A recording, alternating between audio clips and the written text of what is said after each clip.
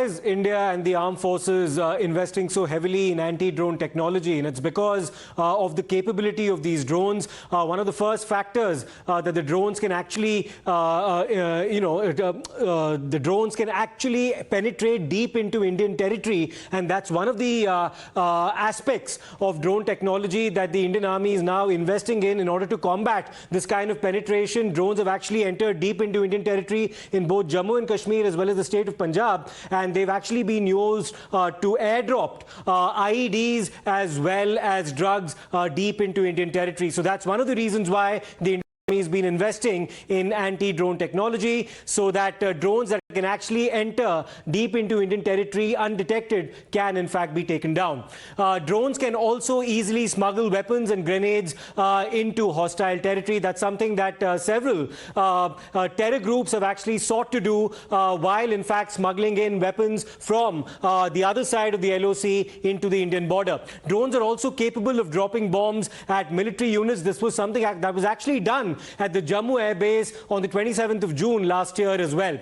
They can also be used to directly crash into targets. That's something that terror groups backed by Pakistan have also sought to do on Indian soil, albeit unsuccessfully so far. Some drones capable of launching warheads as well. This level of sophistication is yet to be achieved on the part of the enemy as far as launching strikes into India are concerned, but they are incrementally moving towards that objective. So some of the reasons why the Indian Armed Forces has actually been trying to shore up its anti-drone technology as well as arsenal in the recent past. Let me in fact go across to my colleague Pradeep Datta, who's been reporting extensively on this. Pradeep, you were also reporting last year when on the 27th of June, in a first attack of its kind, there was actually a drone attack at the Jammu Air Base where two of our Indian Air Force personnel were also injured. Tell us about the steps that we've been taking since then in order to combat these kind of attacks on Indian soil. Yes, Siddharth, you have already given the details regarding how the usage of drones have changed the dimensions of asymmetric warfare. We have seen that how Pakistan, last year, they used 2 drones to drop improvised explosive device. Basically, the idea was they wanted to target Air Force assets in Air Force Station, but they did not succeed because Indians were lucky that way. But since then, we have seen that several attempts have been made from Pakistan's side to drop arms and ammunition, because Pakistan's inter-service intelligence work a plan called K2 plan. That means to revive Pakistani terror and destabilize situation in Kashmir Valley. They know that it's not that easy nowadays to infiltrate into this side of the border because counter-infiltration guild has been properly bolstered. It's not that easy to smuggle arms and ammunition. So the best way is to use drones to drop sticky bombs, arms and ammunition, and also narcotics. Why they're dropping in narcotics? Because they know the strength of every country is youth. They want to break that backbone, make them drug addicts, lure them to gun culture, and indoctrinate and brainwash their minds and use them as cannon fodder, what they had been doing for the last several years. So now what India is trying to do is India is trying to shore up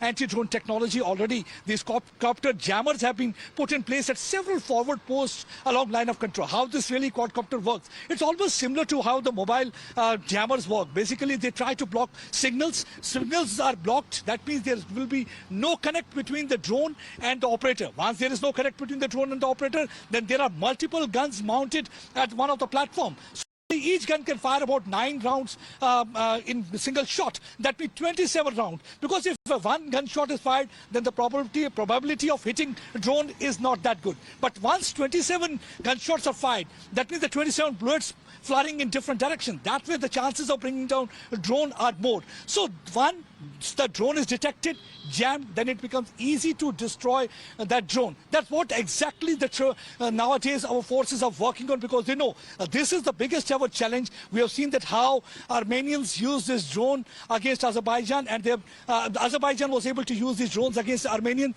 And the same way the Ukrainian army was able to use the drones, how they were able to target all those tanks rumbling towards Kyiv. So same thing that Pakistan can also do. They already tried to target the Air Force Station, though they did not succeed the way they really had planned this operation. But now India is trying to have this anti-drone technology that's called aqua jammers or quadcopter jammers. These are put at place at several locations, especially along the line of control and forward posts, and also some of the main security installations, so that they are able to detect, then they are able to jam those drones, and they are able to further destroy those drones. So that is the new technology they are working on, because they have to be one step ahead. Right, Pradeep.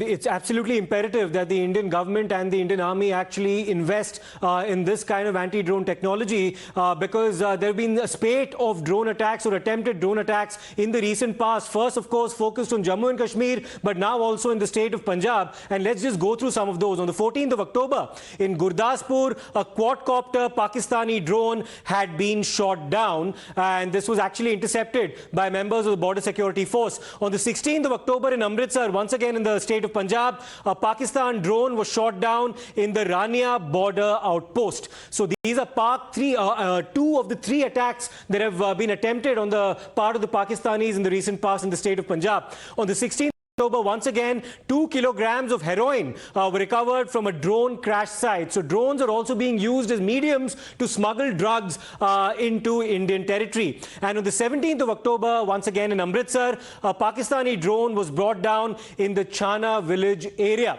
So not just a medium of terror, but also narcotics. And this is something that India has been trying to guard itself against in the recent past. The most recent phenomenon that the Pakistanis have now actually added to their arsenal in their attempt to perpetuate and perpetrate attacks on Indian soil.